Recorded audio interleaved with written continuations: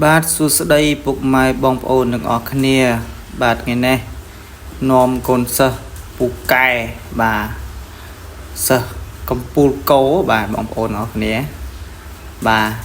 តែអាយ៉ែស្អាតបងប្អូនណាបាទកូនសិស្សរៀនចុងក្រោយគេបាទម៉ោង5បាទចប់ម៉ោង6ណាបងប្អូនណាហ្នឹងហើយតែអាយ៉ែល្អបងប្អូនណាអានេះគេហៅថាក្បួនអាយ៉ែចូលចំណត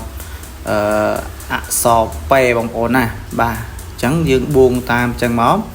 ដាក់ឲ្យចំកញ្ចក់ទីកោណយើងបួងចង្កូតបាទណាបួងស្ដាំមកអស់ហើយមើលឃើញបកគោ3ថយក្រោយចំពាក់កណ្ដាលកញ្ចក់ខាងស្ដាំហើយយើងបួងឆ្វេងអស់វិញហើយយើងថយក្រោយមកថយក្រោយមើលតែវាគេហៅថារៀងត្រង់មកឲ្យវាត្រង់ស្អាតហើយចាំយើងលាចង្កូតវិញបាទយើងលាត្រង់មកហើយយើងបើកចេញវិញមកហើយពេលយើងបើកចេញហ្នឹងយើងដាក់អក្សរ D មកបងប្អូនបាទដាក់អក្សរ D មកអក្សរ D ហើយយើងទៅមុខហើយយើងសញ្ញោចេញផងយើងសញ្ញោឆ្វេងចេញហើយចេញហ្នឹងគ្លុងភ្លេចមើលកញ្ចក់ផងណាបាទ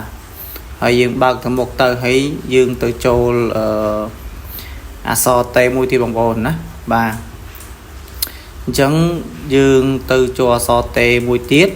បាទឥឡូវនេះចូលដល់វគ្គអក្សរតេបាទអក្សរតេយើងដាក់ឲ្យចំពាក់កណ្ដាលខ្លួនឲ្យឡានត្រង់ហើយចម្ងាយកម្រាតពីបកគោហ្នឹងប្រហែលជាគេហៅថាកន្លះម៉ែត្រ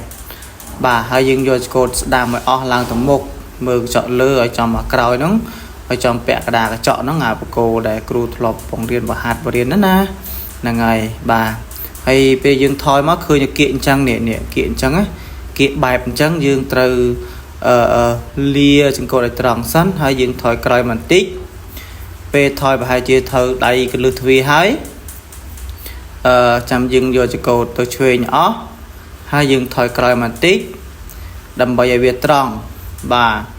ពេលដែលត្រង់ឡានហើយយើងថយក្រោយតែម្ដងបងប្អូនណាបាទនេះថយក្រោយមក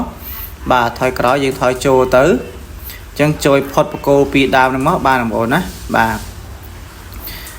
ហើយពេលចេញវិញយើងយកពាក់កណ្ដាលខ្លួនមកបងប្អូនណាបាទពាក់កណ្ដាលខ្លួនបត់ស្ដាំទៅហើយបងប្អូនណាដែលចង់ចុះឈ្មោះហ៊ានបើកបរអាចតាក់ទងមកបានបងប្អូនណាតាមលេខទូរស័ព្ទ081627លេខ462ដើមបងប្អូនណាបាទលេខមាន Telegram បាទនេះកូនសិស្សគ្រូកំពុងចេញវិញបងប្អូនណាបាទអញ្ចឹងវីដេអូគ្រូមានតែប៉ុណ្្នឹងទេបាទឥឡូវគាត់ចប់ហើយបងប្អូនណាបាទអញ្ចឹងសូមអរគុណបងប្អូនណាជម្រាបលាបាយបាយ